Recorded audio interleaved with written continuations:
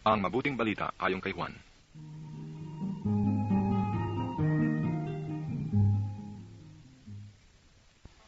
Panimula. Ang mabuting balita ayon kay Juan ay nagpapakilala kay Jesus bilang walang hanggang salita ng Diyos na naging tao at nanirahan sa piling natin.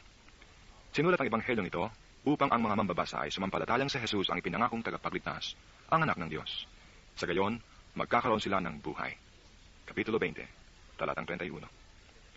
Pagkatapos ng paunang salita na nag-uugnay sa salita ng Diyos at kay Jesus, ang unang bahagi nito ay naglalahad ng iba't ibang himalang nagpapatunay na si Jesus nga ang ipinangakong Mesyas o tagapagligtas, ang anak ng Diyos. Sumusunod dito ang mga paliwanag sa mga himala. Sa bahaging ito, inilalahad kung paano ang ilan ay naniwala kay Jesus at naging mga tagasunod niya. Ang iba naman ay ayaw maniwala, bagkos sinalungat pa siya. Nakatala sa kabanatang 13 hanggang 17, ang malapit na pakikisama ni Jesus sa kanyang mga alagad, lalo na noong gabi bago siya dakping. Sa gabing ito na bisperas ng pagpapako sa kanya sa krus, pinalakas niya ang kanilang loob para maging handa sila sa mga mangyayari. Sa mga huling kabanata naman ay iniuulat kung paano siya dinakip at nilitis. Isinalaysay rin ang pagpapako sa kanya sa krus, ang kanyang muling pagkabuhay, at ang maraming pagpapakita sa mga alagad matapos siyang mabuhay na muli. Ang kasaysayan ng babaeng nahuli sa pangangalo niya, Kapitulo 8, mga talatang 1 hanggang 11, ay nakapaloob sa mga saklong sapagkat wala ito sa maraming manuskrito at mga unang salin bagamat kasama sa ibang kasulatan. Dito ay binibigyan diin ang kaloob na buhay na wala hanggan sa pamamagitan ni Kristo. Isang kaloob na nagpapasimula ngayon at natatanggap ng mga tumutugon sa panawagan na si Jesus ang daan, ang katotohanan at ang buhay. Ang isang katangi-tanging tampok dito ay ang paggamit ng kananiwang bagay sa pang-araw-araw na buhay para sumagisag at magturo ng mga katotohanang espiritual tulad ng tubig, tinapay, ilaw, ang pastol at kanyang mga tupa, at ang puno ng ubas at ang bunga nito.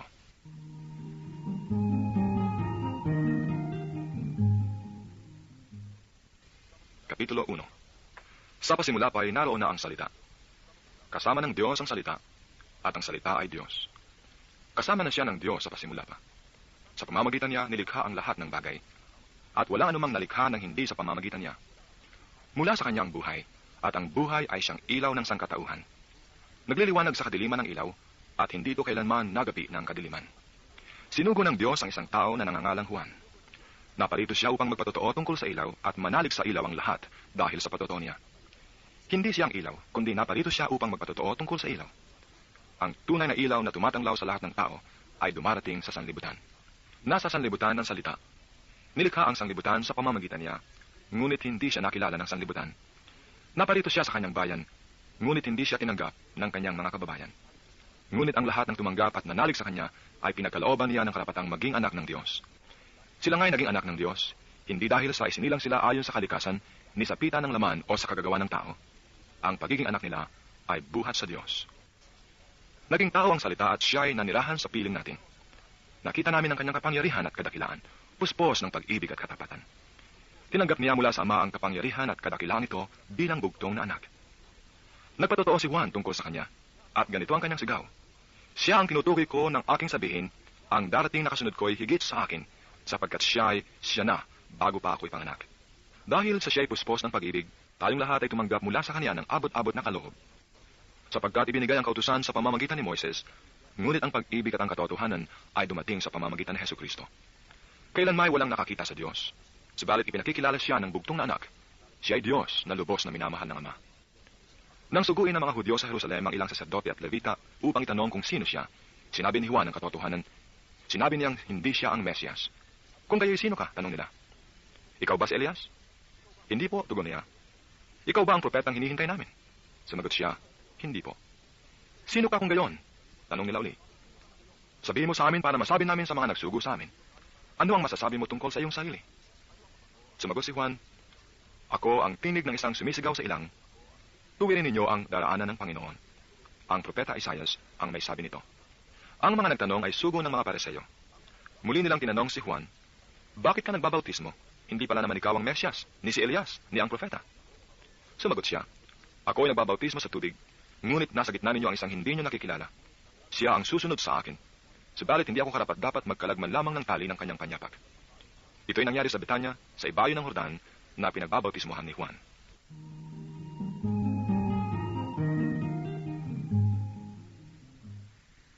Kinabukasan, nakita ni Juan si Jesus na lumalapit sa kanya. Sinabi niya, Narito ang kordero ng Diyos na nag-aalis ng kasalanan ng sanlibutan. Siya ang tinutukoy ko nang sabihin kong dumarating na kasunod ko ang isang higit sa akin sapagkat siya na bago ako ipanganak. Hindi ko rin siya lubos na nakikilala noon, bagamat ako'y napalitong nagbabautismo sa tubig upang ipakilala siya sa Israel. Ito ang patotoo ni Juan. Nakita ko ang Espiritong bumababuhat sa langit gaya ng isang kalapati at nanatili sa kanya. Hindi ko nga siya lubos na nakikilala noon, ngunit ang nagsugo sa akin upang magbautismo sa tubig ang nagsabi sa akin, makikita mo ang Espiritu na bababa at mananatili sa isang tao. Siya ang magbabautismo sa pamamagitan ng Espiritu Santo. Nakita ko to at pinatotohanan kong siya ang anak ng Diyos. Nang sumunod na araw, naroon uli si Juan at ang dalawa sa kanyang mga alagad. Nakita niya si Jesus na nagdaraan at kanyang sinabi, narito ang kordero ng Diyos. Narinig ng dalawang alagad ang sinabi niya at sumunod sila kay Jesus. Lumingon si Jesus at nang makitang sumusunod sila ay kanyang itinanong, ano ang hinahanap ninyo? Sumagot sila, saan po kayo nakatira, Rabbi? Ang kahulugan ng salitang ito'y guro. Halik kayo at tingnan ninyo, ani Jesus. Sumama sila at nakita nila ang kanyang tinitirhan. At tumuloy sila roon ng araw na yon. Nooy mag-iikaapat na ng hapon. Ang isa sa dalawang nakarinig kay Juan at sumunod kay Jesus ay si Andres na kapatid ni Simon Pedro. Una niyang hinanap ang kapatid niyang ito at kanyang sinabi sa kanya, natagpuan namin ang Mesyas.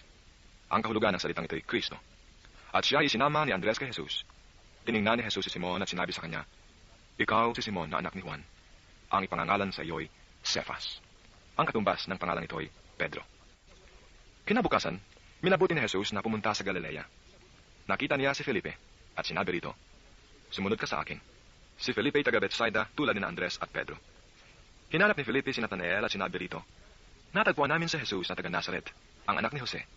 Siya ang tinutukoy ni Moises sa kanyang sinulat sa kautusan at gayon din ng mga propeta. May magmumula bang mabuti sa Nazaret? Tanong ni Nathanael. Sumagot si Felipe, halika, tingnan mo. Nang malapit na si Nathanael ay sinabi ni Jesus, masdan ninyo ang isang tunay na Israelita. Siya ay hindi magdaraya. Tinanong siya ni Nathanael, paano ninyo ako nakilala? Sumagot si Jesus, bago ka patawagin ni Felipe, nakita na kita na ikaw ay nasa ilalim ng puno ng igos. Rabbi, kayo po ang anak ng Diyos. Kayo ang hari ng Israel. Wika ni Nathanael. Sinabi ni Jesus, nananampalataya ka ba dahil sa sinabi ko sa iyong nakita kita sa ilalim ng puno ng igos? Makakakita ka ng mga bagay na higit kaysa rito. At sinabi niya sa lahat, tandaan ninyo, makikita ninyong bukas ang langit at ang mga anghel ng Diyos ay manhik-manaog sa kinaroroonan ng anak ng tao.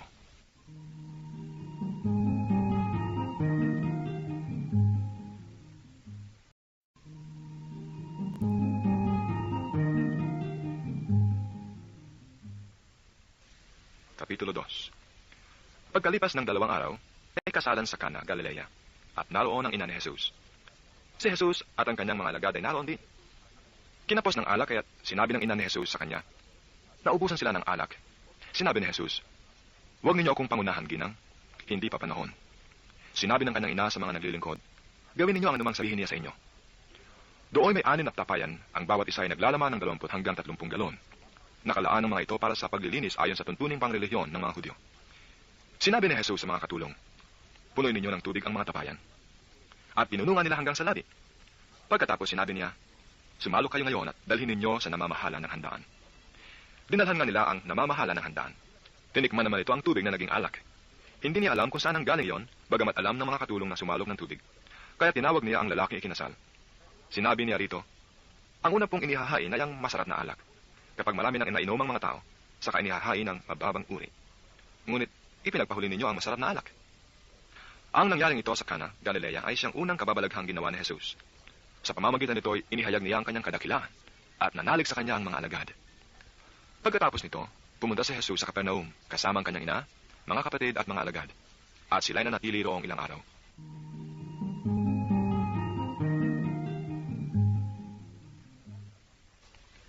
Malapit na ang Paskwa ng mga Hudyo, kaya't pumunta si Jesus sa Jerusalem. Nakita niya sa templo ang mga nagbibili ng mga baka, mga tupa at mga kalapati, at ang mga namamalit ng salapi. Gumawa siya ng isang panghagupit ng lubid at ipinagtabuyang palabas ang mga mangangalakal, pati mga baka at tupa. Isinabog niya ang salapi ng mga namamalit at ipinagtataob ang kanilang mga hapag. Sinabi niya sa mga nagbibili ng kalapati, alisin niyo rito ang mga yan. Huwag ninyong gawing palengke ang bahay ng aking ama. Naalaala ng kanyang mga alagad na sinasabi sa kasulatan, ang aking malasakit sa iyong bahay ay parang apoy na nag-aalab sa puso ko. Dahil dito'y tinanong siya ng mga Hudyo, anong tanda ang maibibigay mo upang patunayang may karapatan kang gawin ito? Tumugon si Jesus, Gibain ninyo ang templong ito at muli kong itatayo sa loob ng 3 araw. Sinabi ng mga Hudyo, 46 na taon na ginawa ang templong ito at itatayo mo sa loob lamang ng 3 araw? Ngunit ang templong tinutukoy ni Jesus ay ang kanyang katawan. Kaya't nang siya muling mabuhay, naalaala ng kanyang mga alagad na sinabi niya ito at naniwala sila sa kasulatan at sa mga sinabi ni Jesus. Nang pista ng Pasko, nasa Jerusalem si Jesus. Marami ang sumasampalataya sa kanya nang makita nila ang mga kababalaghang ginawa niya. Subalit hindi nagtiwala sa kanila si Jesus sapagkat kilala niyang silang lahat. Hindi na kailangang may magsalita pa sa kanya tungkol sa kanino man sapagkat talastas niya ang kalooban ng lahat ng tao.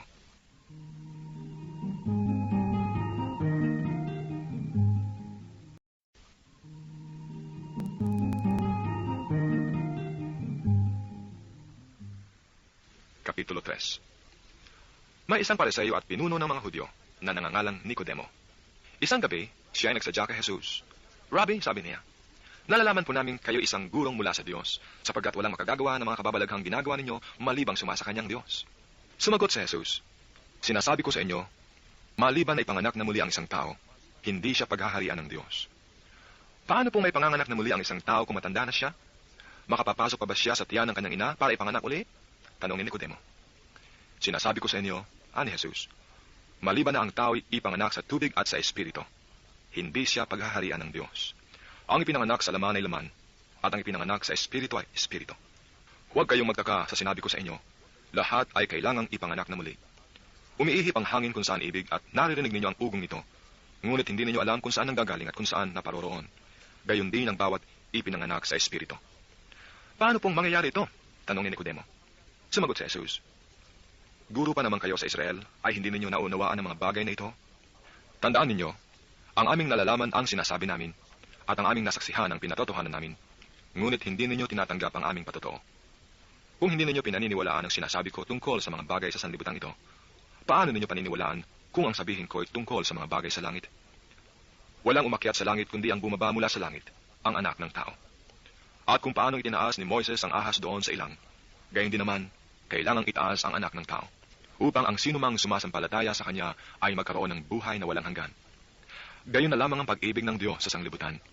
Kaya ibinigay niya ang kanyang bugtong na anak, upang ang sumampalataya sa kanya ay hindi mapahamak, kundi magkaroon ng buhay na walang hanggan. Sapagkat sinugo ng Diyos ang kanyang anak, hindi upang hatulang maparusahan ng sanglibutan, kundi upang iligtas ito sa pamamagitan niya. Hindi hinahatulang maparusahan ng nananampalataya sa bugtong na anak ng Diyos, ngunit hinatulan ng parusahan ng hindi nananampalataya sa kanya.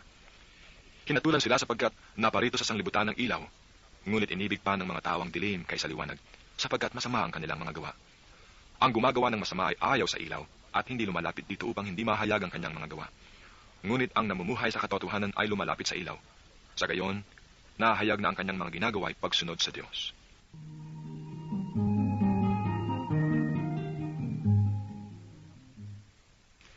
Pagkatapos nito, si Jesus at ang kanyang mga alagad ay nagpunta sa lupain ng Judea. Nanatili siya roon ng kaunting panahon, kasama nila at nagbautismo. Si Juan ay nagbabautismo rin naman sa Enon, malapit sa Salim, sapagkat maraming tubig doon. Pumupunta sa kanya ang mga tao at nagpapabautismo. Hindi pa nakabilanggo noon si Juan. Minsan nakatalo ng mga alagad ni Juan ang isang Hudyo tungkol sa tanging paraan ng paglilinis. Kaya pumunta sila kay Juan at sinabi sa kanya, Rabbi, yaong pong lalaking kasama ninyo sa ibayo ng Jordan na inyong pinatotohanan, ay nagbabautismo rin at nagpupunta sa kanyang lahat. Sumagot si Juan, walang tatanggapin ng tao malibang ipagkaloob sa kanya ng Diyos. Kayo na rin ang makapagpapatunay na sinasabi kong hindi ako ang Kristo. Sugo lamang akong mauuna sa kanya. Ang babaeng ikakasal ay para sa lalaking ikakasal. Ang abay na naghihintay sa pagdating ng lalaking ikakasal ay lubos na nagagalak pagkarinig sa tinig nito. Gayun din naman, lubos na ang kagalakan ko ngayon. Kinakailangang siya ay maging dakila, at ako naman ay mababa. Ang mula sa itaas ay dakila sa lahat. Ang mula sa lupa ay tagalupa at nagsasalita tungkol sa mga bagay sa lupa. Ang mula sa langit ay dakila sa lahat. Pinatotohanan niya ang kanyang nakita at narinig, ngunit walang maniwala sa kanyang patotoo. Ang naniniwala sa kanyang patotoo ay nagpapatunay na tapat ang Diyos, sapagkat ang sinugo ng Diyos ay nagpapahayag ng mga salita ng Diyos at walang sukat ang kanyang pagkakaloob ng Espiritu Santo. Minamahal ng Ama ang anak at ibinigay sa kanya ang kapamahalaan ng lahat ng bagay. Ang nananalig sa anak ay may buhay na walang hanggan. Ngunit ang hindi tumatalima sa anak, hindi magkakaroon ng buhay. Mananatili sa kanya ang poot ng Diyos.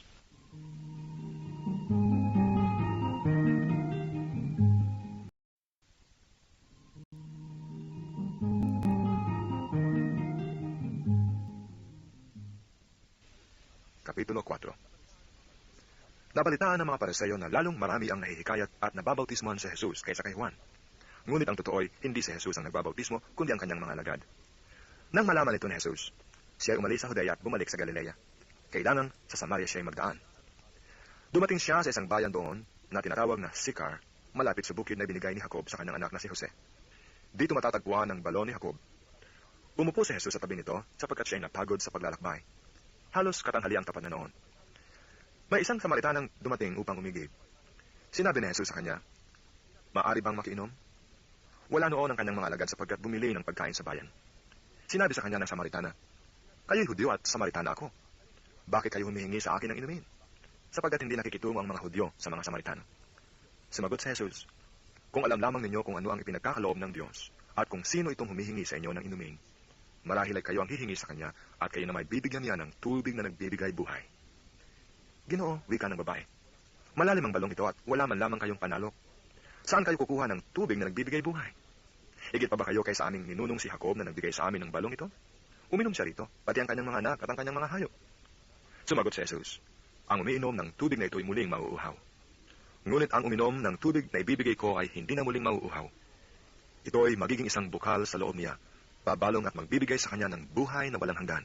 Sinabi ng babae, "Ginoo, kung gayon po ibigyan ninyo ako ng tubig na sinasabi ninyo, nang hindi na ako mauuhaw ni pumarito pa upang sumalok.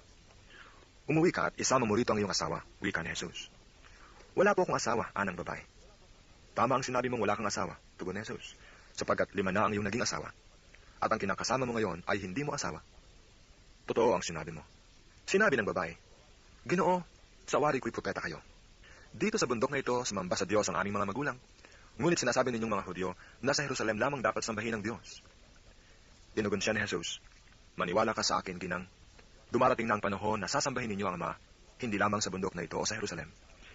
Hindi ninyo nakikilala ang inyong sinasamba, ngunit nakikilala namin ang aming sinasamba, sapagkat ang kaligtasan ay galing sa mga Hudyo.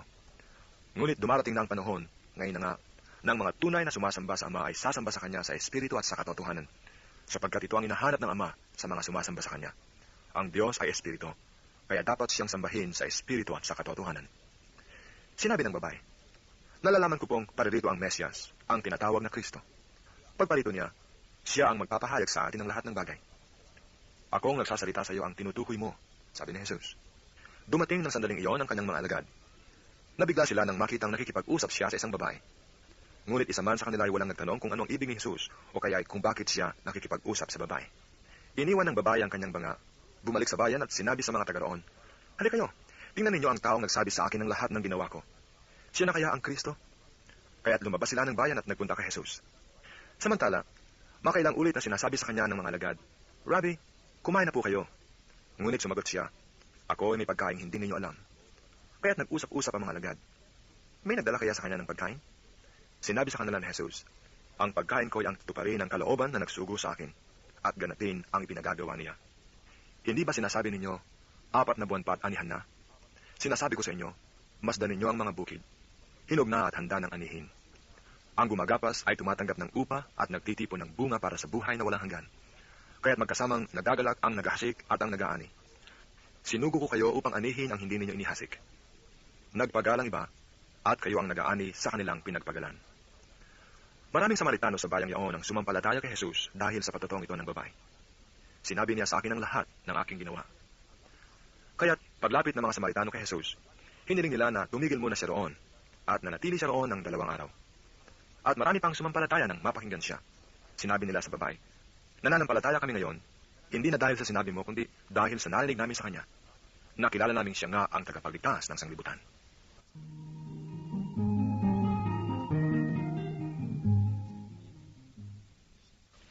Pagkaraan ng 2 araw, umalis si Jesus at nagtungo sa Galilea, sapagkat si Jesus na rin ang nagsabing ang isang propeta ay hindi iginagalang sa kanyang sariling bayan. Pagdating niya sa Galilea, ay mabuti ang pagtanggap sa kanya ng mga taga roon, sapagkat nasa Jerusalem din sila noong pista ng Paskwa at nakita nila ang lahat ng kanyang ginawa roon. Nagpunta uli si Jesus sa Cana, Galilea. Doon niya ginawang alak ang tubig. Doon naman sa Capernaum ay may isang mataas na pinuno ng pamahalaan at may sakit ang kanyang anak na lalaki. Nang mabalitaan niyang bumalik si Jesus sa Galilea mula sa Judea, pinuntahan niya ito. Pinakiusapan niya itong pumunta sa Capernaum at pagalingin ang kanyang anak na naghihingalo. Sinabi sa kanya ni Jesus, Hanggat hindi kayo nakakakita ng mga palatandaan at mga kababalaghan, hindi kayo mananampalataya. Ngunit sinabi ng pinuno, tayo na po, Ginoo, bago mamatay ang aking anak. Sumagot si Jesus, umuwi na kayo, magaling na ang inyong anak. Naniwala ang lalaki sa salita ni Jesus at umuwi nga siya. Sa dampay, sinalubong na siya ng kanyang mga alipin at sinabing magaling na ang kanyang anak. Tinanong niya sila, anong oras siya gumaling? Siya po inibsa ng lagnat kahapong mag-aalauna ng hapon, tugon nila. Naalaala ng ama na noong oras na iyon, sinabi sa kanya ni Jesus, magaling na ang iyong anak. Kaya't siya at ang kanyang buong sambahayan ay sumampalataya kay Jesus. Ito ang pangalawang kababalaghang ginawa ni Jesus sa Galilea pagpunta niya roon, buhat sa Judea.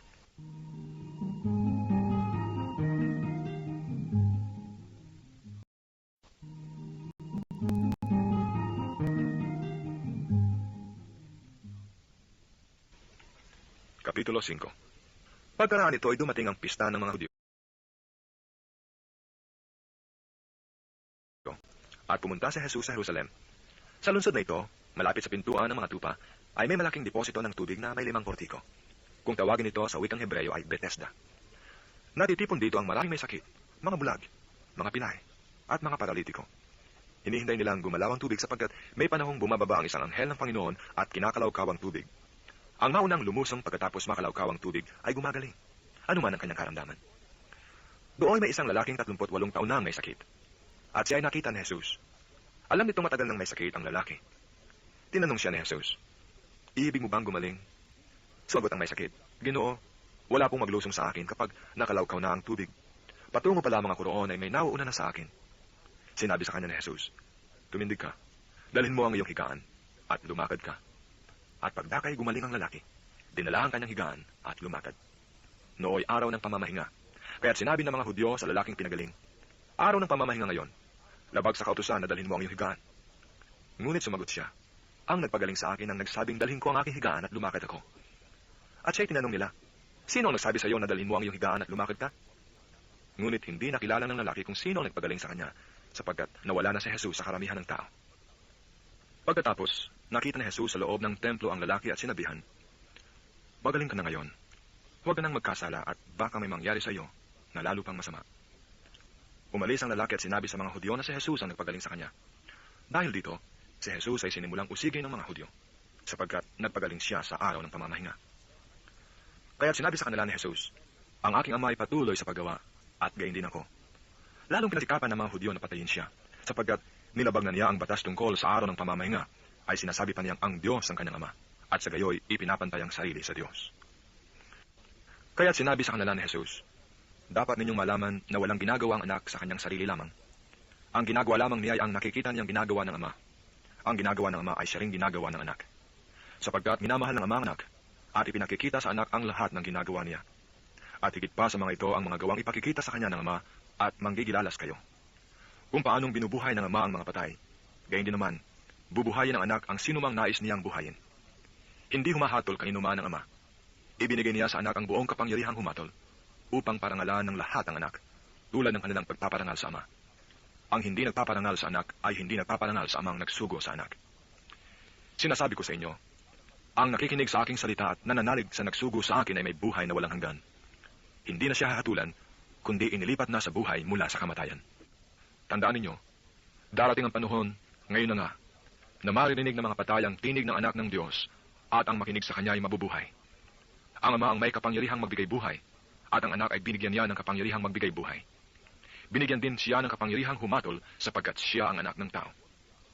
Huwag ninyo itong pagtakhan, sapagkat darating ang oras na maririnig ng mga patay ang kanyang tinig. Sila ay muling mabubuhay at lalabas sa kinalilibingan nila.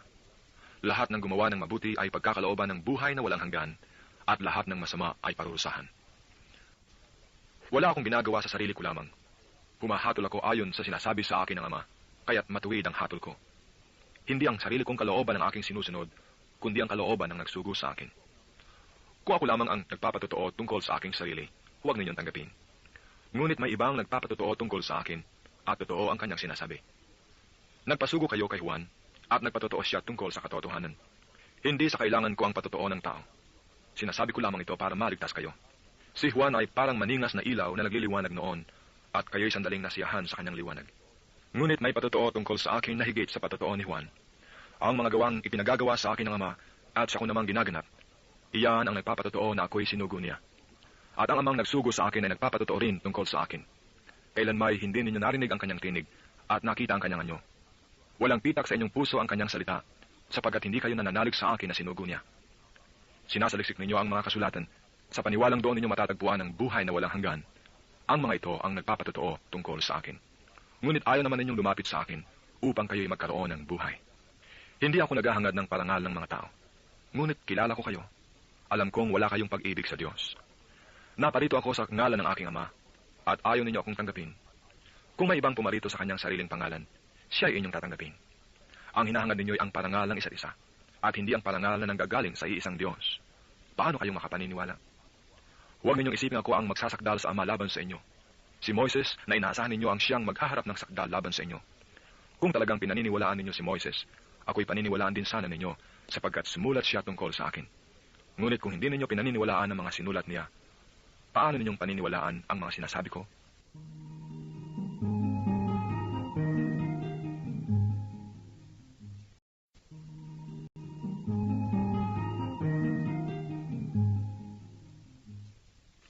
Kapitulo 6. Pagkatapos nito, tumawid si Jesus ay bayo ng lawa ng Galilea, na tinatawag ding lawa ng Tiberias.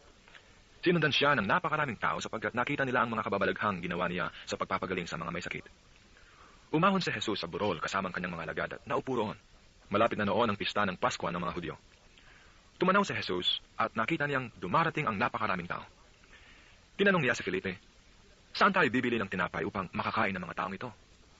Sinabi niya ito para subukin si Felipe sapagkat alam ni Jesus ang kanyang gagawin. Sumagot si Felipe, "Kahit na po halagang 200 dinaryong tinapay ang bilhin ay hindi sasapat para makakain ng tigakaunti ang mga tao." Sinabi ng isa sa kanyang mga alagad, si Andres, na kapatid ni Simon Pedro, "Meron po ritong isang batang lalaki na may dalang 5 tinapay na cebada at 2 isda. Ngunit gaano na ito sa ganyan karaming tao? Paupuin ninyo sila," wika ni Jesus. Madamo sa lugar na iyon. Umupo ang lahat, humigit kumulang sa 5,000 ang mga lalaki. Kinuha ni Jesus ang tinapay at matapos magpasalamat sa Diyos, ay pinamahagi sa mga tao. Gayon din ang ginawa niya sa isda. Binigyan ng lahat hanggat gusto nila. At nang makakain na sila, sinabi niya sa mga alagad, "Tipunin ninyo ang mga lumabis para hindi masayang." Gayon nga ang ginawa nila, at nakapuno sila ng 12 bakol. Nang makita ng mga tao ang kababalaghang ginawa ni Jesus, sinabi nila, "Tunay na ito ang propetang paririto sa sanlibutan." Nahalata ni Jesus na lalapit ang mga tao at pilit siyang kukunin upang gawing hari. Kaya muli siyang umalis ng mag-isa patungo sa kabululan. Nang nagkakipsilim na, ang mga alagad ay pumunta sa tabi ng lawa. Sumakay sa bangka, patawid sa Capernaum. Madilim na ay wala pa si Jesus. Lumakas ang hangin at lumaki ang alon. Nang makagaod sila ng may mga 5 o 6 na kilometro, nakita nila si Jesus na lumalakad sa ibabaw ng tubig, palapit sa bangka. At sila'y natakot. Ngunit sinabi niya sa kanila, "Huwag kayong matakot, ako ito." Tuwang-tuwa nilang pinasakay si Jesus sa bangka, at pagdakay sumadsad ang bangka sa kanilang patutunguhan.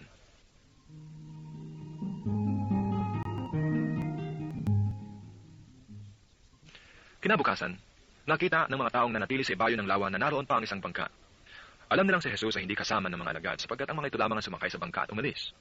Dumating naman ang ilang bangkang galing sa Tiberias at sumadsad sa lugar na malapit sa kinainan nila ng tinapay matapos magpasalamat ang Panginoon. Nang makita ng mga tao na wala na roon si Jesus, ni ang kanyang mga alagad, sila ay sumakay sa mga bangka at pumunta rin sa Capernaum upang hanapin si Jesus. Nakita nila si Jesus sa ibayo ng lawa at kanilang tinanong, "Rabbi, kailan pa kayo rito?" Sumagot si Jesus, "Sinasabi ko sa inyo, hinahanap ninyo ako, hindi dahil sa mga kababalaghang nakita ninyo, kundi dahil sa nakakain kayo ng tinapay at nabusog. Gumawa kayo, hindi upang magkaroon ng pagkaing nasisira, kundi upang magkaroon ng pagkaing hindi nasisira at nagbibigay ng buhay na walang hanggan. Ibibigay ito sa inyo ng anak ng tao, sapagkat siya ang binigyan ng kapangyarihan ng Diyos Ama." Kaya't siya tinanong nila, "Ano po ang dapat namin gawin upang aming maganap ang kalooban ng Diyos?" "Ito ang pinagagawa sa inyo ng Diyos. Manalig kayo sa sinugo niya," tugon ni Jesus. "Ano pong kababalaghan ang may pakikita ninyo upang manalig kami sa inyo? Ano po ang gagawin ninyo?" tanong nila. "Ang aming mga magulang ay kumain ng mana sa ilang, ayon sa nasusulat. Sila ay binigyan niya ng pagkain mula sa langit," dugtong pa nila. Sumagot si Jesus, "Dapat ninyong malamang hindi si Moises ang nagbigay sa inyo ng pagkain mula sa langit, kundi ang aking Ama. Siya ang nagbibigay sa inyo ng tunay na pagkain mula sa langit. Sapagkat ang pagkain bigay ng Diyos ay ang bumaba mula sa langit at nagbibigay buhay sa sanlibutan." "Ginoo," wika nila, "bigyan po ninyo kaming lagi ng pagkain iyon." Ako ang pagkaing nagbibigay buhay, sabi ni Jesus. Ang lumalapit sa akin ay hindi na magugutom, at ang nananalig sa akin ay hindi na mauuhaw kailanman. Ngunit, sinabi ko na sa inyo, nakita na ninyo ako, gayon may hindi kayo nanalig sa akin. Lalapit sa akin ang lahat ng ibinibigay sa akin ng Ama, at hindi ko itataboy ang sinumang lumalapit sa akin. Sapagkat ako'y bumaba mula sa langit, hindi upang gawin ang kalooban ko, kundi ang kalooban ng nagsugo sa akin. At ito ang kanyang kalooban. Huwag kong pabayaang mawala kahit isa sa mga ibinigay niya sa akin, kundi muling buhayin sila sa huling araw. Sapagkat ito ang kalooban ng aking Ama. Ang lahat ng makakita at manalig sa anak ay magkakaroon ng buhay na walang hanggan, at sila'y muli kong bubuhayin sa huling araw. Nagbulong-bulungan ang mga Hudyo dahil sa sinabi niya, ako ang pagkaing bumaba mula sa langit. Sinabi nila, hindi ba ito si Jesus na anak ni Jose? Kilala natin ang kanyang ama at ina. Paano niyang ngayong masasabing, bumaba ako mula sa langit? Kaya't sinabi ni Jesus, huwag kayong magbulong-bulungan. Walang makalalapit sa akin malibang dalhin siya ng amang nagsugo sa akin. At ang lalapit sa akin ay muli kong bubuhayin sa huling araw. Nasusulat sa aklat ng mga propeta. At silang lahat ay tuturuan ng Diyos. Ang bawat nakikinig sa Ama at natututo ay lalapit sa akin. Hindi ito nangangahulugang may nakakita na sa Ama. Yaong nagmula sa Diyos, ang tanging nakakita sa Ama. Sinasabi ko sa inyo, ang nananalig sa akin ay may buhay na walang hanggan. Ako ang pagkaing nagbibigay buhay. Kumain ng mana ang inyong mga ninuno nang sila'y nasa ilang, gayon may namatay sila. Ngunit ang sinumang kumain ng pagkaing bumaba mula sa langit ay hindi mamamatay. Ako ang pagkaing nagbibigay buhay na bumaba mula sa langit. Mabubuhay magpakailanman ang sinumang kumain nito. At ang pagkaing ibibigay ko sa kabubuhay ng sanlibutan ay ang aking laman. Dahil dito ay nagtalo-talo ang mga Hudyo. Paanong may bibigay sa atin ng taong ito ang kanyang laman upang kanin natin? Tanong nila. Kaya sinabi ni Jesus, tandaan ninyo, malibang kanin ninyo ang laman ng anak ng tao at inumin ang kanyang dugo, hindi kayo magkakaroon ng buhay. Ang kumakain ng aking laman at umiinom ng aking dugo ay may buhay na walang hanggan, at muli ko siyang bubuhayin sa huling araw. Sapagkat ang aking laman ay tunay na pagkain, at ang aking dugo ay tunay na inumin. Ang kumakain ng aking laman at umiinom ng aking dugo ay nananahan sa akin, at ako ay sa kanya. Buhay ang amang nagsugo sa akin, at ako ay nabubuhay dahil sa kanya. Gayun din naman, ang sino mang kumain sa akin ay mabubuhay dahil sa akin. Ito ang pagkain bumaba mula sa langit. Ang kumakain ito ay mabubuhay magpakailanman. Hindi ito katulad ng kinain ng inyong mga magulang sa ilang. Namatay sila bagamat kumain niyon. Sinabi ito ni Jesus nang siya ay nagtuturo sa sinagoga sa Capernaum. Narinig ito ng kanyang mga alagad at marami sa kanila ang nagsabi, mabigat na pananalita ito. Sino ang makatatanggap nito? Alam ni Jesus na bulong-bulungan ng kanyang mga alagad tungkol dito. Kaya sinabi niya, dahil ba ito ay tatalikuran na ninyo ko? Gaano pa kaya kung makita ninyong umaakit ang anak ng tao sa dati niyang kinaroroonan? Ang Espiritu ang nagbibigay buhay. Hindi ito magagawa ng laman. Ang mga salitang sinabi ko sa inyo ay Espiritu at buhay. Ngunit may ilan sa inyong hindi nananalig sa akin, sapagkat talastas ni Jesus, buhat pa nung una, kung sino-sino ang hindi nananalig sa kanya, at kung sino ang magkakanulo sa kanya. Idinugtong pa niya, yan ang dahilan kaya ako sinabi sa inyo na walang makalalapit sa akin, malibang loobin ito ng Ama. Mula nooy marami sa kanyang mga alagad ang tumalikod at hindi na sumama sa kanya. Kaya tinanong ni Jesus ang 12, ibig din ba ninyong umalis? Sumagot si Simon Pedro, Panginoon, kanino po kami pupunta? Nasa inyo ang mga salitang nagbibigay ng buhay na walang hanggan. Naniniwala kami at ngayon natitiyak namin kayo ang banal ng Diyos. Sumagot si Jesus, hindi ba hinilang ko kayong 12? Sa kabila nooy, diablo ang isa sa inyo. Ang tinutukoy niya ay si Judas na anak ni Simon Iscariote, sapagkat si Judas, isa sa 12, ang siyang magkakanulo sa kanya.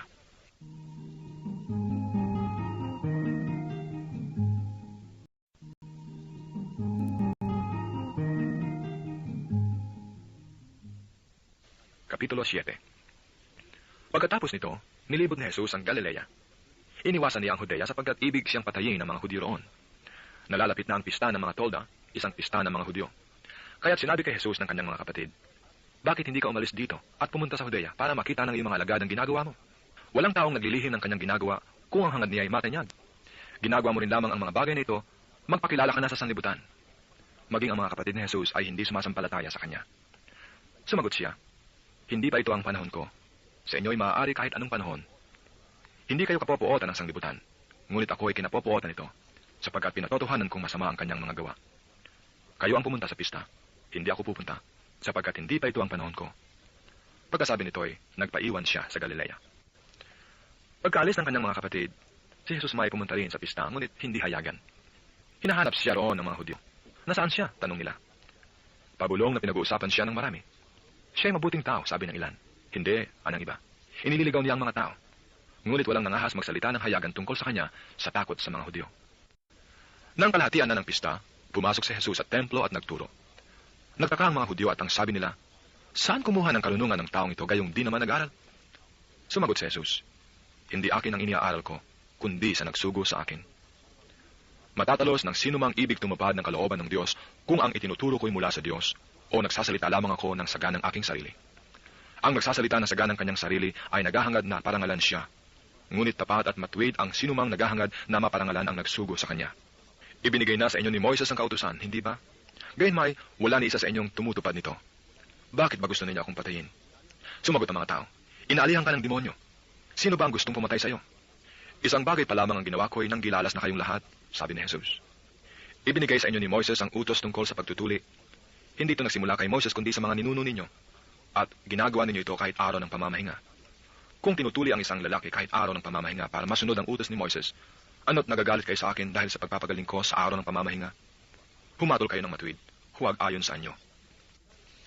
Sinabi ng ilang taga-Jerusalem, "Hindi ba ito ang taong gusto nilang patayin? Hayan, lantaran siyang nagsasalita, ngunit wala silang sinasabi laban sa kanya. Baka naman nakilala ng mga pinuno na siya nga ang Mesyas. Walang makaalam kung saan magmumula ang Mesyas pagparito niya. Ngunit alam naman natin kung saan nagmula ang taong ito." Kaya't nang nasa templo si Jesus at nagtuturo, malakas niyang sinabi, "Ako ba ay nakikilala ninyo? Alam ba ninyo kung saan ako nagmula? Hindi ako naparito sa ganang akin lamang. Ang totoo, ang siyang nagsugo sa akin. Ngunit hindi ninyo siya nakikilala. Nakikilala ko siya sapagkat ako'y mula sa kanya at siya ang nagsugo sa akin." Tinangka nilang dakpin siya, ngunit walang nangahas sapagkat hindi pa niya oras. Marami sa mga tao ang nanalig sa kanya. Ang sabi nila, "Pagparito ng Mesyas, makagagawa kaya siya ng mga kababalaghang higit pa sa mga ginawa ng taong ito?" Narinig ng mga Pariseo ang usap-usapan ng mga tao tungkol kay Jesus. Sila at ang mga punong saserdote ay nagpadala ng mga kawal na bantay sa templo upang dakpin si Jesus. Kaya sinabi niya, "Makakasama pa ninyo ako ng kaunting panahon, at babalik na ako sa nagsugo sa akin. Hahanapin ninyo ako at hindi ninyo ako makikita, sapagkat hindi kayo makapupunta sa paroroonan ko." Nag-usap-usap ang mga Hudyo. Saan kaya pupunta ang taong ito at hindi natin makikita?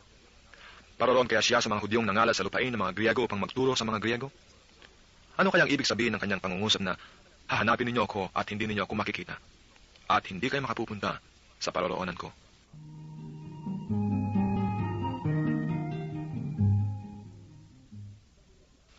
Sa huli at pinakatanging araw ng pista, tumayo si Jesus at malakas na sinabi, "Ang nauuhaw ay lumapit sa akin at uminom. Ayon sa sinasabi ng kasulatan, mula sa puso ng nananalig sa akin ay dadaloy ang tubig na nagbibigay buhay." Tinutukoy niya ang Espiritong tatanggapin ng mga nananalig sa kanya. Nang panahong iyon ay hindi pa naipagkakaloob ang Espiritu Santo, sapagkat hindi pa nagaganap ang pagkamatay at muling pagkabuhay ni Jesus. Marami sa mga nakarinig sa kanya ang nagsabi, "Tunay ngang ito ang propetang hinihintay natin. Ito nga ang Mesyas," sabi ng iba.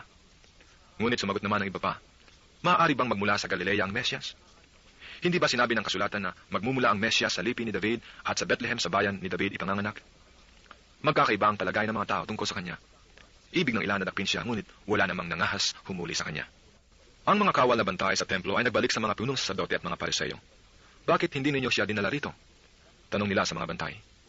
Sumagot sila, "Wala pa pong nagsalita ng gaya niya." "Kayo man ba'y nalinlang din?" tanong ng mga Pariseo. "Meron bang pinuno o Pariseo naniniwala sa kanya?" "Wala. Mga tao lamang na walang nalalaman sa kautusan ang naniniwala sa kanya, mga sinumpa." Isa sa mga naroon ay si Nicodemo na nagsadya kay Jesus noong una. Tinanong niya sila, "Labag sa ating kautusan na hatulan ng isang tao nang di mo na nililitis at inaalam kung anong kanyang ginawa, hindi ba?" Sumagot sila, "Ikaw ba'y taga Galilea rin? Magsaliksik ka at makikita mo na walang propetang magmumula sa Galilea."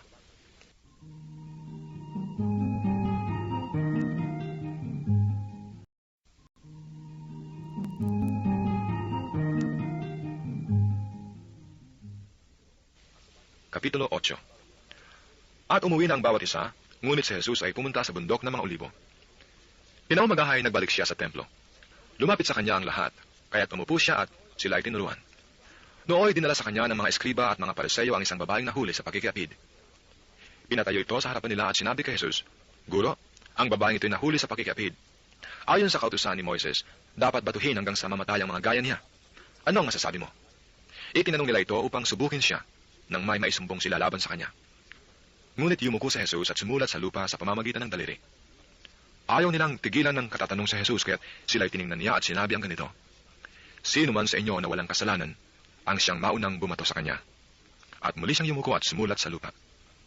Nang marinig nila ito, sila ay isa-isang umalis, simula sa pinakamatanda. Walang naiwan kundi si Jesus at ang babaeng naroon pa rin sa harapan niya. Tiningnan siya ni Jesus at tinanong, "Nasaan sila? Wala bang nagparusa sa iyo?" "Wala po, Ginoo," sagot ng babae. Sinabi ni Jesus, "Hindi rin kita parurusahan. Humayo ka at huwag nang magkasala."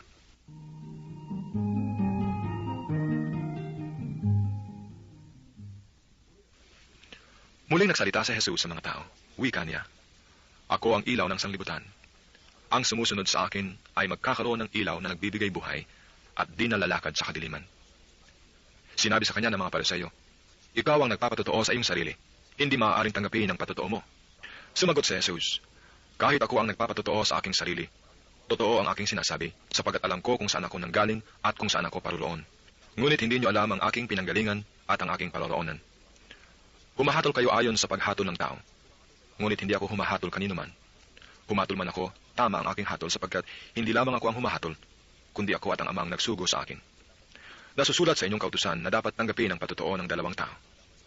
Nagpatotoo ako tungkol sa aking sarili, at nagpapatotoo rin ang Amang nagsugo sa akin." Kaya't siya'y tinanong nila, "Nasaan ang iyong ama?" Sumagot si Jesus, "Hindi ninyo ako nakikilala ni ang aking ama. Kung nakikilala ninyo ako, siya ay makikilala rin ninyo." Ito'y sinabi ni Jesus nang siya'y nagtuturo sa templo, sa malalagyan ng kaloob. Ngunit walang nangahasumuli sa kanya, sapagkat hindi pa niya oras. Muling sinabi ni Jesus sa kanila, "Ako yayaon, hahanapin ninyo ako, ngunit mamamatay kayo sa inyong mga kasalanan. Hindi kayo makapupunta sa paroroonan ko." Sinabi ng mga Hudyo, "Magpapakamatay kaya siya, kaya niya sinasabing, hindi kayo makapupunta sa paroroonan ko?" Sumagot si Jesus, "Kayo'y taga-ibaba, ako'y taga-itaas. Kayo'y taga-sanlibutan ito, ako'y hindi. Kaya't sinabi ko sa inyo na mamamatay kayo sa inyong mga kasalanan. Mamamatay nga kayo sa inyong mga kasalanan kung hindi kayo maniniwalang ako'y si ako nga." "Sino ka ba?" tanong nila. Sumagot si Jesus, "Ako yaong sinabi ko na sa inyo mula pa noong una. Marami akong masasabi at may hahatol laban sa inyo. Ngunit totoo ang sinasabi na nagsugo sa akin, at ang narinig ko sa kanya ang ipinahayag ko sa sanglibutan." Hindi nila naunawaan na siya ay nagsasalita tungkol sa Ama. Kaya't sinabi ni Jesus, "Kapag naitaas na ninyo ang Anak ng Tao, malalaman ninyong ako'y si ako nga. Wala akong ginagawa sa ganang sarili ko lamang. Nagsasalita ako ayon sa itinuro sa akin ng Ama. At kasama ko ang nagsugo sa akin, hindi niya ako iniiwan, sapagkat lagi kong ginagawa ang nakalulugod sa kanya." Marami sa nakarinig nito ang naniwala sa kanya. Sinabi naman ni Jesus sa mga Hudyong naniniwala sa kanya, "Kung patuloy kayong susunod sa aking aral, tunay ngang kayo'y mga alagad ko. Makikilala ninyo ang katotohanan, at ang katotohanan ang magpapalaya sa inyo. Lahi kami ni Abraham," tugon nila, "at kailanmay di kami naalipin ni numan. Paano mo masasabing palalayain kami?" Sumagot si Jesus, "Tandaan ninyo, alipin ng kasalanan ang lahat ng nagkakasala. Ang alipin ay hindi kabilang sa sangbahayan sa habang panahon, subalit ang anak ay kabilang magpakailanman. Kapag kayo'y pinalaya ng anak, tunay nga kayong malaya. Nalalaman kong lahi kayo ni Abraham, gayunmay pinagsisikapan ninyo akong patayin, sapagkat walang pitak sa inyong puso ang aral ko. Sinasabi ko ang aking nakita sa aking ama. Ginagawa naman ninyo ang inyong narinig sa inyong ama." Sumagot sila, "Si Abraham ang aming ama. Kung kayo'y mga anak ni Abraham, tutularan ninyo ang kanyang ginawa," ani Jesus. "Ngunit pinagsisikapan ninyo akong patayin, gayong sinasabi ko lamang ang katotohanang narinig ko sa Diyos. Hindi ganyan ang ginawa ni Abraham. Ang ginagawa ninyo ay tulad ng ginawa ng inyong ama." "Hindi kami mga anak sa labas," tugon nila. "Ang Diyos ang aming ama." Sinabi ni Jesus, "Kung talagang ang Diyos ang inyong ama, iibigin ninyo ako, sapagkat nagmula ako sa Diyos. Hindi ako naparito sa ganang sarili ko lamang, kundi sinugo niya ako. Bakit di ninyo maunawaan ang sinasabi ko? Sapagkat hindi ninyo matanggap ang iniaaral ko. Ang Diablo ang inyong ama, at kung ano ang gusto niya, iyon ang inyong ginagawa. Siya ay mamamatay tao na sa simula pa, at kalaban ng katotohanan, at di matatagpuan sa kanyang katotohanan kahit kailan. Kung siya ay nagsisinungaling, likas na ito sa kanya sapagkat siya ay sinungaling na tamaan ng kasinungalingan. Ngunit ang sinasabi ko ay ang katotohanan, kaya't hindi ninyo ako pinaniniwalaan. Sino sa inyo ang makapagsasabing nagkasala ako? Kung katotohanan ang sinasabi ko, bakit hindi ninyo ako pinaniniwalaan? Ang mula sa Diyos ay nakikinig ng salita ng Diyos. Ngunit hindi kayo mula sa Diyos, kaya hindi ninyo pinakikinggan ang salita ng Diyos." Sinabi sa kanya ng mga Hudyo, "Hindi ba tama ang sinabi naming ikaw ay Samaritano at inaalihan ng demonyo?" "Hindi ako inaalihan ng demonyo," sagot ni Jesus. Pinararangalan ko ang aking ama, ngunit ako'y nilalapastangan ninyo. Hindi ako naghahanap ng aking kapurihan. May naghahanap nito para sa akin, at siya ang hahatol. Tandaan ninyo, ang namumuhay ayon sa aking aral, kailanmay di makararanas ng kamatayan. Sinabi ng mga Hudyo, ngayon natitiyak naming inaalihan ka nga ng demonyo. Namatay si Abraham at ang mga propeta. Pero sinasabi mong hindi mamamatay kahit kailan ang sinumang namumuhay ayon sa iyong aral? Dakila ka pa ba kaysa aming amang si Abraham? Siya'y namatay, gayon din ang mga propeta. Ano bang akala mo sa sarili mo? Sumagot si Jesus, kung ako ang nagpaparangal sa aking sarili, iya ay walang kabuluhan. Ang aking ama ang nagpaparangal sa akin at sinasabi ninyong siya ang inyong Diyos. Hindi ninyo siya nakikilala, ngunit siya ay nakikilala ko. Kung sasabihin kong hindi ko siya nakikilala, ako'y magiging sinungaling na tulad ninyo. Subalit nakikilala ko siya at ginagawa ko ang kanyang sinasabi. Natuwa ang inyong amang si Abraham nang mabatid na makikita niya ang araw ng pagparito ko. Nakita nga niya ito at siya'y nagalak. Dahil dito'y sinabi sa kanya ng mga Hudyo, wala ka pang 50 taon at nakita mo na si Abraham? Sumagot si Jesus, sinasabi ko sa inyo, bago ipinanganak si Abraham, ako na. Dumampot sila ng bato upang siya'y batuhin, ngunit nagtago si Jesus at lumabas ng templo.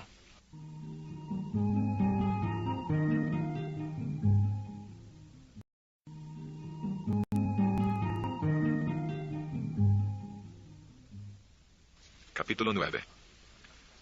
Sa paglalakad ni Jesus ay may nakita siyang isang lalaking ipinanganak na bulag. Tinanong siya ng kanyang mga alagad, Rabbi, sino po ang nagkasala at ipinanganak na bulag ang lalaking ito? Siya o ang kanyang mga magulang? Sumagot si Jesus, ipinanganak na bulag ang lalaking ito, hindi dahil sa nagkasala siya o ang kanyang mga magulang, kundi upang mahayag ang kapangyarihan ng Diyos. Dapat nating gawin ang mga ipinagagawa ng nagsugo sa akin samantalang araw pa. Dumarating ang gabi at wala nang makagagawa. Habang ako'y nasa sanglibutan, ako ang ilaw ng sanglibutan. Pagkasabi nito, si Jesus ay lumura sa lupa at gumawa ng putik. Ipinahid niya ito sa mata ng bulag. Sinabi sa kanya ni Jesus, pumunta ka sa deposito ng tubig sa Siloe. Ang kahulugan nito ay sinugo. Maghilamos ka roon. Gayon nga ang ginawa ng bulag, at nang magbalik ay nakakakita na.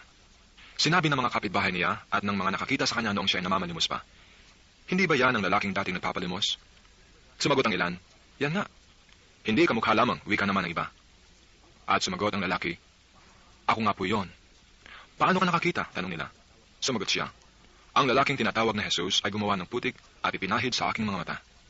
Pagkatapos sinabi sa akin, pumunta ka sa Siloe at maghilamos. Kaya't pumaron ako at nanghilamos.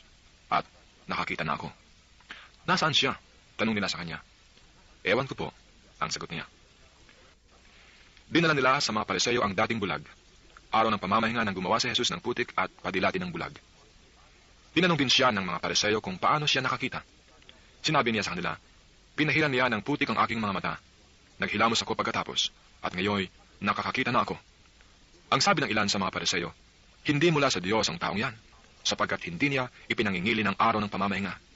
Ngunit sinabi naman ng iba, paano makagagawa ng ganitong kababalaghan ng isang makasalanan? At hindi sila magkaisa ng palagay. Kaya tinanong uli nila ang dating bulag, ikaw naman, yamang pinadilat ni Jesus ang iyong mga mata. Ano naman ang masasabi mo tungkol sa kanya?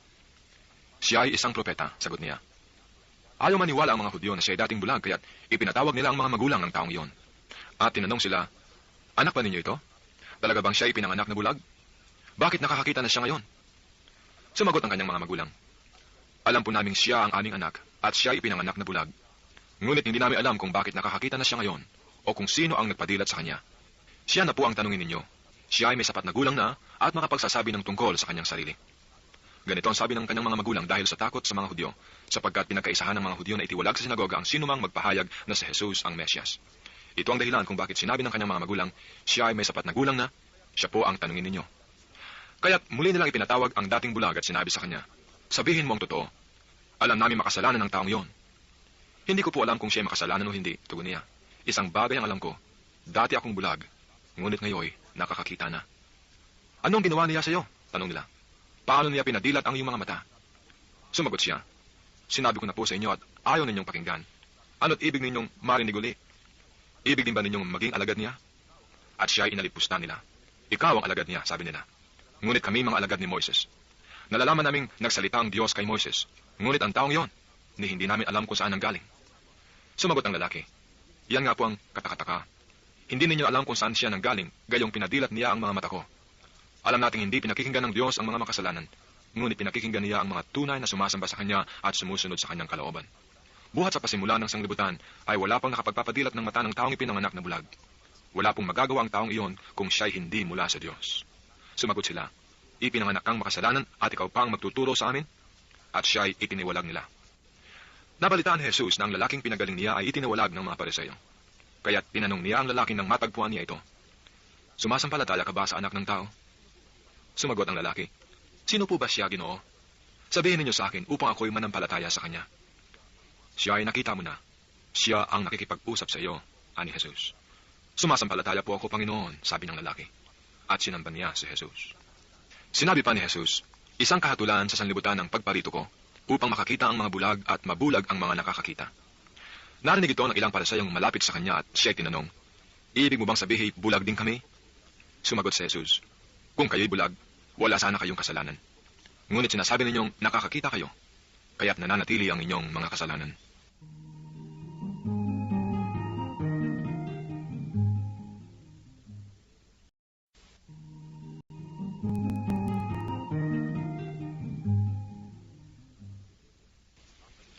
Kapitulo 10. Tandaan ninyo ito, ang pumapasok sa kulungan ng mga tupa ng hindi sa pinto nagdaraan, kundi umaakyat sa di dapat pagdaanan ay magnanakaw at tulisan.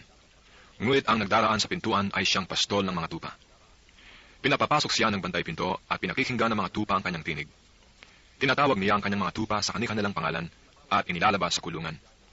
Kapag nailabas na, siya ay nangunguna sa kanila at sumusunod naman ang mga tupa sapagkat nakikilala nila ang kanyang tinig.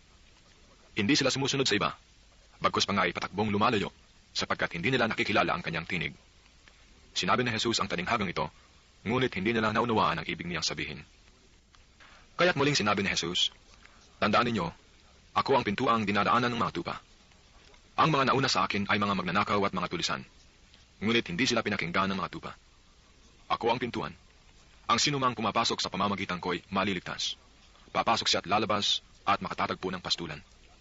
Kaya lamang pupunta rito ang magnanakaw ay upang magnakaw, pumatay at magwasak. Naparito ako upang ang mga tupay magkaroon ng buhay, isang buhay na ganap at kasiyasiya. Ako ang mabuting pastol. Iniaalay ng mabuting pastol ang kanyang buhay para sa mga tupa. Ang upahan ay tumatakas kapag nakikitang dumarating ang asong gubat. Iniiwan niya ang mga tupa, palibhas ay hindi siya pastol at hindi kanya ang mga tupa. Kaya't sinisila ng asong gubat ang mga ito at pinangangalat. Tumatakas siya palibhas ay upahan lamang at walang malasakit sa mga tupa. Ako ang mabuting pastol. Kung paanong nakikilala ko ng Ama at siya ay nakikilala ko. Gayon din naman, nakikilala ko ang aking mga tupa at ako naman ay nakikilala nila. At iniaalay ko ang aking buhay para sa mga tupa. Mayroon akong ibang tupa na wala sa kulungang ito. Kinakailangang sila ay alagaan ko rin. Pakikinggan nila ang aking tinig. Sa gayoy, magiging isa ang kawan at isa ang pastol. Dahil dito minamahal ako ng Ama, sapagat iniaalay ko ang aking buhay, upang ito'y kunin kong muli. Walang makakukuha nito sa akin. Kusa ko itong ibinibigay. Mayroon akong kapangyarihang ibigay ito at kunin uli. Ito ang utos na tinanggap ko sa aking Ama. Dahil sa mga pananalitang ito, hindi na naman nagkaisa ng palagay ang mga Hudyo. Marami sa kanila ang nagsabi, inaalihan siya ng demonyo at nababaliw. Bakit kayo makikinig sa kanya?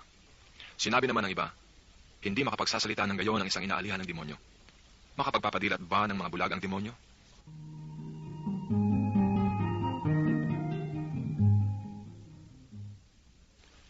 Taglamig na noon, kasalukuyang ipinagdiriwang sa Jerusalem ang pista ng pagtatalaga ng templo.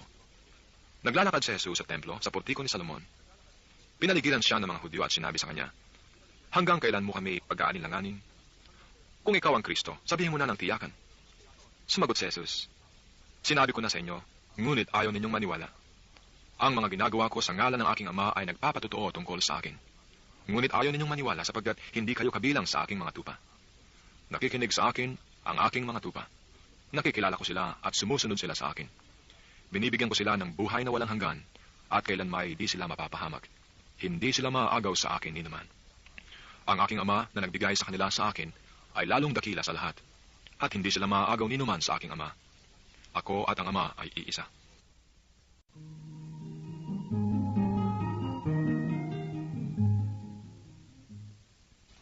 Ang mga Hudyo muling kumuha ng bato upang batuhin siya.